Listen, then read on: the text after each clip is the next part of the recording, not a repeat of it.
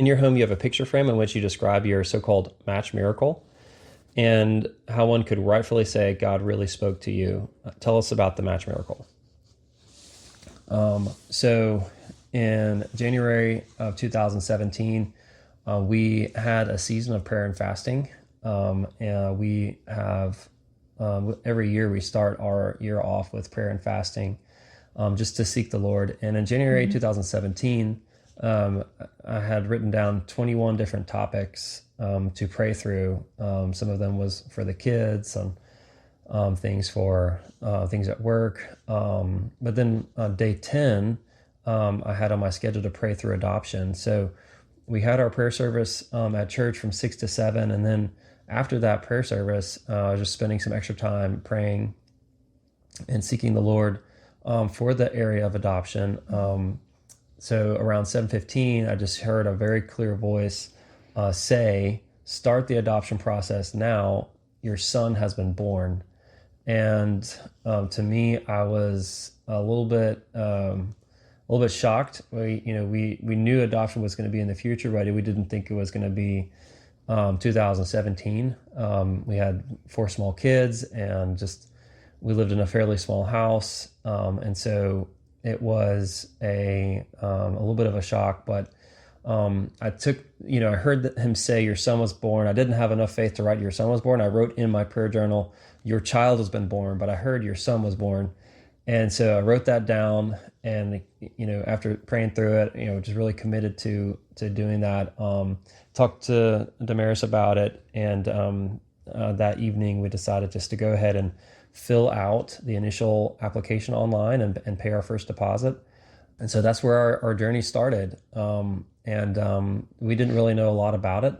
We knew that it wasn't an easy process, but we had no idea all the steps. We found out we had to raise about $40,000. We found out that we had to move, that our house was too small to adopt another child.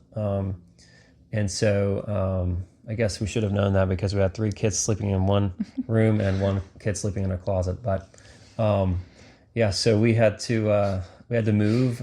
During that whole process, Damaris actually broke her foot at a fundraiser, which also threw us back a little bit.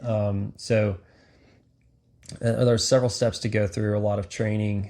But then finally, in February of 2019, so over 2 years later, we actually had made a lot of progress, and we were in the match season. So how did you feel like going into the match season?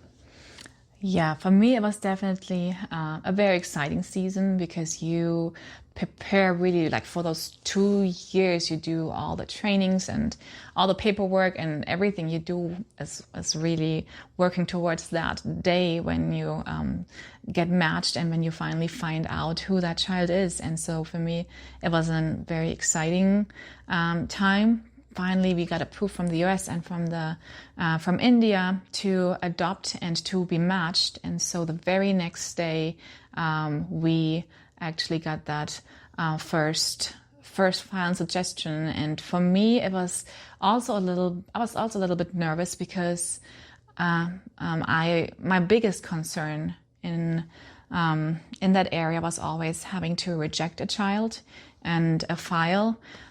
Because once you read the special needs, once you know more about the child, sometimes families can decide that this is too much for the family to handle, and to put that, to reject that file and basically say no to that child.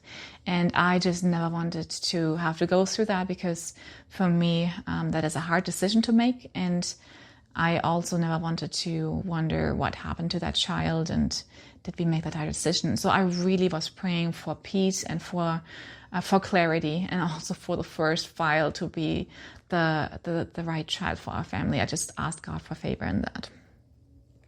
So early February, we got approval to go into the match phase, and surprisingly to us, on the very next day, we got a phone call from our social worker. It was a Tuesday afternoon, and around 2:15 or 2:30, And I happened to be working from home that day, which was not a very common thing for me at that time. And it was shortly before we had to go pick our kids up from school, and the social worker said, "Hey, I have a kid that we think would be really a great fit for your family. His name is Yash, and he is 2 years old. He was born on January 17th, 2017. And I could send you his medical file if you would like to look at him." And I had almost not picked up the phone because it was so close to having to get our kids from school. So, I was, but somebody just told me, "Hey, go ahead and pick up the phone." I knew it was going to be a longer conversation if it was our social worker, but so, we didn't have a lot of time to process that. I just heard, boy, about 2 years old, with some special needs, and born on January 17th, 2017. That's really all that I heard. And, we just said, "Hey, absolutely love to look at his file. Go ahead and send it. We'll look at it later on tonight. Got to go right now and pick up the kids." We hung up the phone without getting a lot of information, and just I rushed downstairs, grabbed the keys, ran to the car because I was running a little bit late to get the kids. And on the way over to pick them up, I had sort of the same feeling that I had on the first day of the Lord, day 10 of 21 days of prayer and fasting in 2017, sort of the same feeling of just God's presence, His peace. And literally I heard a voice say, "Look in your prayer journal." And on the drive I've been praying, I've been like listening to some worship music, and then I heard that, "Hey, look in your prayer journal." And so that's where I called Damaris up, and I said, "Would you be able to find that old purple prayer journal?" I had lost it a long time ago, but I thought, she's a lot more organized than me, I thought maybe she could find it. And so while we were driving, a few minutes later, while I was driving, she was like, "Oh yeah, here it is." I said, "Hey, go to 21 Days of Prayer and Fasting in 2017 and look up what day that started." And so she looked up and saw that 20 Days of Prayer Fasting started on a certain day. And I said, "Hey, count down and see what date that day 10 is," because that's when the Lord spoke to me. And so she counted down. She found the date, and day 1 was this, day 3 was this, day 4 was this, day 5 was this. And then as we got closer to day 10, she started trembling and shaking a little bit. Day 8 is January 15th, day 9 was January 16th, and then sure enough, day 10 was January 17th, the very day Joshua was born. And so, she was just looking at that page, and it says, "Start the adoption process. Your child has been born on the same day that he was born." One thing that we found out later on is that the day he was born was also the day he became an orphan. And so for us, just seeing the hand of God, seeing him in his plight, seeing him in his need, and speaking to a family on the total opposite end of the world, was just a powerful thing. And we were able to really just know this is the child God has for us. So you take it over. What happened after that? So once we realized, like, this is our child, God has clearly spoken to us, there's no doubt about it, we immediately were just so grateful and wanted to celebrate that with the kids. So I went ahead and ordered some pizza, and we all made it one big party. We were sitting right here with our 4 kids and had the laptop connected to the screen, and on the big screen we opened up all the files together, because we knew no matter what those pictures showed, no matter what the medical report showed, this is the child God has for us. So we opened up everything together as a family and told our kids, this year is your brother, this year is your sibling. And so that was just a very special evening. And when God speaks to you like this, and when you encounter God in such a special, powerful way, there's just nothing like it. It's just really, it was a very sweet evening. Yeah, so that is our match miracle.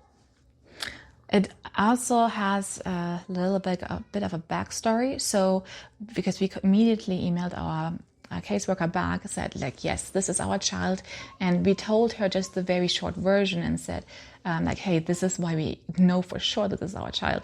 And she then told us, let me tell you what's happened behind the scenes, what you don't know about. So Joshua has already been pursued in adoption by another family. They wanted to adopt him and already had taken the next steps and been matched with him.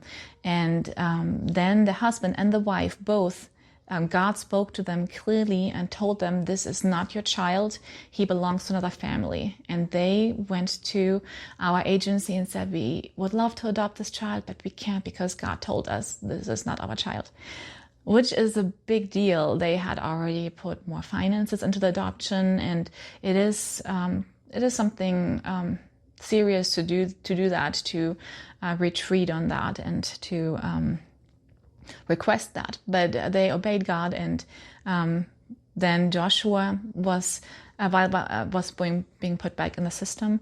While all this was happening, our caseworker always had our family in mind for Joshua. She just felt like he would be a great fit for us, and she just had that feeling the whole time. So when we got approved that day, she immediately went and looked for him in the database that she had available, and she could not find Joshua. So she prayed about it, went to bed, and the next morning, 6 o'clock, gets up and looks for Joshua again. And that morning, he was submitted again, and she immediately reserved him for us. So there's just not, God did not just talk to us. It was also, he talked to that other family that in obedience put him back in the system, and then also to our social worker. Yeah, that's great.